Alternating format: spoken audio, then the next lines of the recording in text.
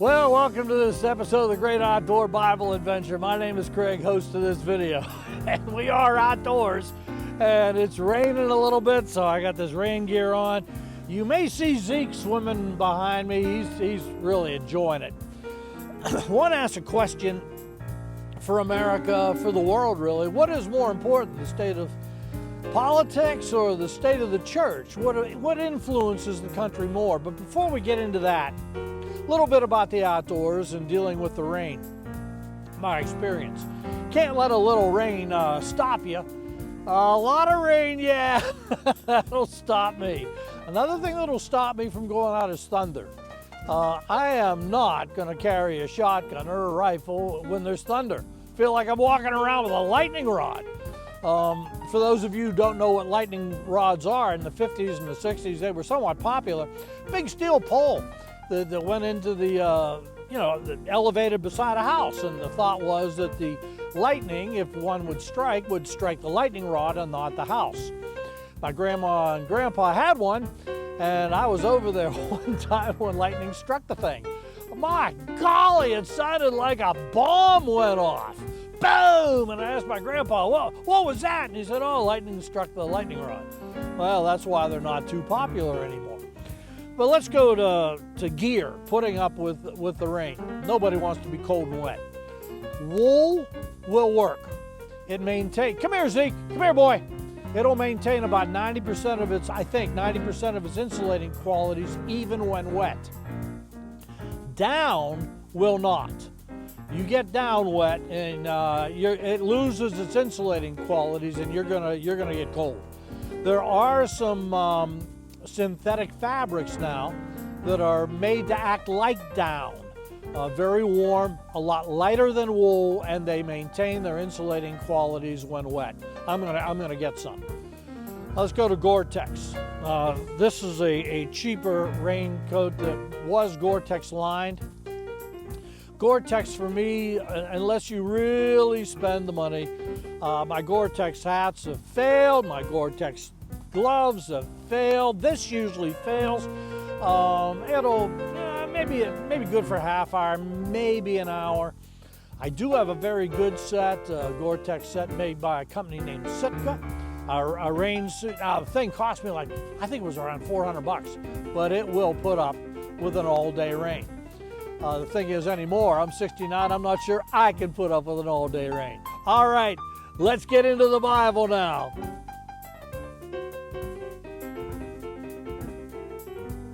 All right, what's more important?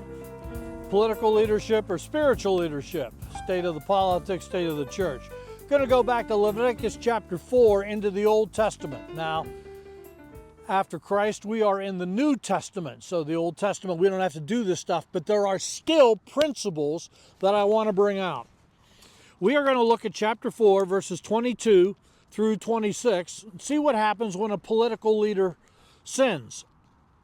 And it says this: when the leader sins unintentionally, well, that's a stipulation there, and does what is forbidden in any of the commands of the Lord his God, he is guilty. He is guilty. When he is made aware of the sin he committed, he must bring an offering, a male goat without defect. Without defect. That points to Christ. He's the only human being without defect. He brings this male goat. He lays his hands on the goat. That's in verse 24. And he slaughters the goat.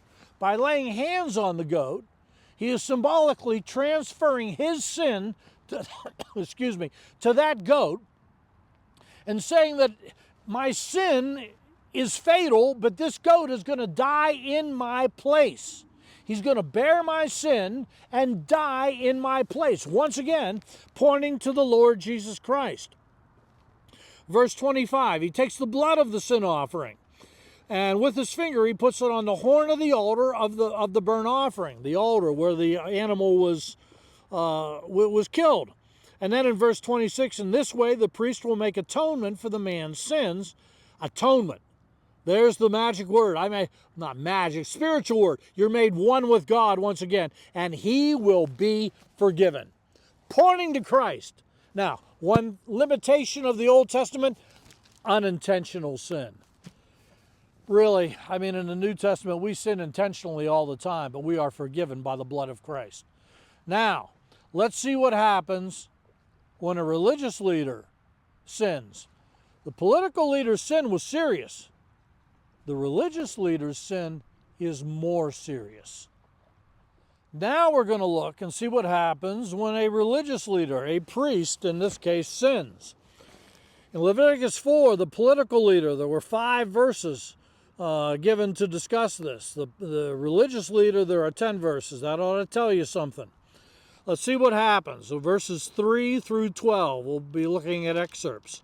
When the anointed priest sins, bringing guilt on the people. Did that say that for the political leader? No, it does not. There is more of a link between the people and the priest than there is between the people and the political leader. He must bring to the Lord a young bull without defect. What did the political leader have to bring? A male goat. What's more valuable, a goat or a bull? Well, a bull. Verse 4, same thing that the political leader had to do. He used to lay his hands on it, symbolically transferring the sin to that bull and confessing that my sin without atonement would be fatal. And then he slaughters the bull. But here's where it gets more serious.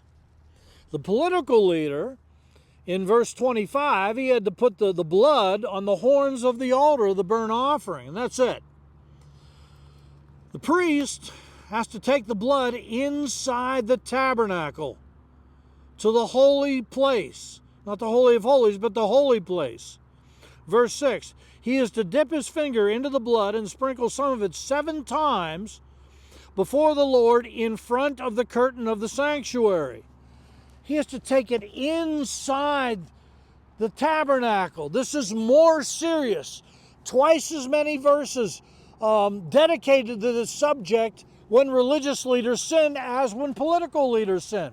Now, we've just had an election, and half of the country, a little more than half, is very happy. Some are not very happy. But what is more important for us is the state of the church. So let's check this out now. All right, let's look at, watch that camera, Zeke. Let's look at the state of the church now in the U.S. Now, the problem with that is, who am I to judge other churches? Who am I to judge other pastors? I can't do that. This happens on YouTube all the time, and you need to be aware of this. I call it the Christian YouTube wars. Somebody doesn't like this song. Oh, I shouldn't sing that song. Somebody doesn't scoured through somebody's sermons. Oh, look what they said and everything. We got to quit that stuff. We got to pay attention to ourselves. Listen to Romans 14 and verse 4 about debatable matters. And there are a lot of debatable matters in the church. But it says, who are you to judge someone else's servant? The servant meaning another Christian or a pastor, someone else, that's Jesus. Who are you to judge another servant of the Lord? To his own master he stands or falls, and he will stand. Do you hear that? He will stand, for the Lord is able to make him stand. There may be pastors and everything that I disagree with on this or that and the other, but they're still servants of the Lord. And they will stand if their heart is right with God. I've got to pay attention to myself. So let's check that out. All right, let's take a little walk. And I'm going to sort of assess myself. And what I would suggest you do is maybe assess yourself as I'm assessing me. All right, what is the state of my Christianity? What am I doing? Well, let's look at the Great Commission, Mark 16, verses 15 through 16. Saying this off the top of my head so I may not get it word for word. Go ye into all the world and preach the gospel to every creature. He that believes and is baptized shall be saved. He that believeth not shall be damned. Now look, there are people that are lost and going to hell. What am I doing about it? Am I doing anything about it? I should. I should be doing something about this. And if I'm not, I am woefully short. Now, I used to work as an RN. I worked secular. And, I would say to myself, I can't go into work and be preaching to my coworkers all the time. Number one, I'd become a royal pain in the neck. Number two, I'd probably get fired. And that's the truth. So what would I do? I would go back to Mark 12 and verse 31. Verse 30 is the greatest commandment. Love the Lord thy God with all thy heart, soul, mind, and strength. Come on, Zeke. Come on, boy. And then it said the second is like, namely thus, love your neighbor as yourself. And that was my goal. Every time I went to work, my coworkers, I was an RN, my patients, the fellow doctors and everything. Well, I wasn't a doc, I was an RN. The MDs. I need to love my neighbor as myself. I need to be a nice guy. I need to control my temper. And sometimes I have a problem with that. Even now, sometimes I wake up moody. And I've got to watch myself. What am I doing? What is the state of my Christianity? It is more important to the country than the political leadership. Leviticus 4. So these are things that I used to think about, and they remain my goals to this day. What am I doing for the spreading of the gospel? And am I loving my neighbor as myself? Now there's another one. What am I doing financially for the gospel? I listened to a video not too long ago on YouTube by a Jewish guy, Beryl Solomon. I like the guy. And, it's no secret anymore that a lot of the Bible-believing church is allied with the Jews now. And that's because of faith in the Bible. But at any rate, this guy was saying that he's an Orthodox Jew, and he was saying they were told to give 10%, the tithe. And then they said, but 20% is better. 20%! Man, I was challenged by this Jewish guy. What am I doing as a Christian? Let's look at tithing for a second in Malachi. Now let me read something out of the book of Malachi, chapter 3. It says in verse 7, return to me and I will return to you, says the Lord of hosts. But you say, wherein shall we return? In other words, they're backslidden, they don't even know it. They're not serving God properly, they don't even know it. Verse 8, will a man rob God? How can you rob God? Yet you have robbed me. God says you have. But you say, wherein have we robbed thee? In tithes and offerings. In tithes and offerings. You are cursed with a curse. For you have robbed me, even the whole nation. That's not good. I mean, keeping the tithe for yourself, spending it on yourself, and you end up being cursed. That's not good. And then, of course, in verse 10, what does it say here in verse 10? Bring ye all the tithes into the storehouse, that there may be meat in my house. And prove me now, saith the Lord of hosts, that I will not open up the windows of heaven and pour out upon you a blessing that there won't be room enough to receive it. That last part was off the top of my head. I've got to ask myself the question in assessing my own Christianity. Am I tithing? Is my wife and I tithing? Yeah, we are. Do we support our local church? Yes, we do.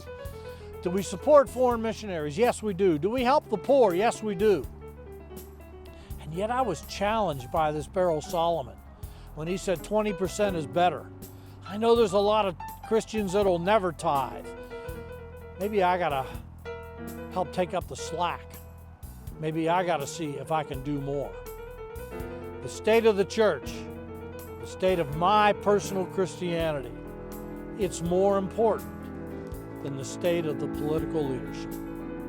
That does it for this episode of the Great Outdoor Bible Adventure. God bless you all.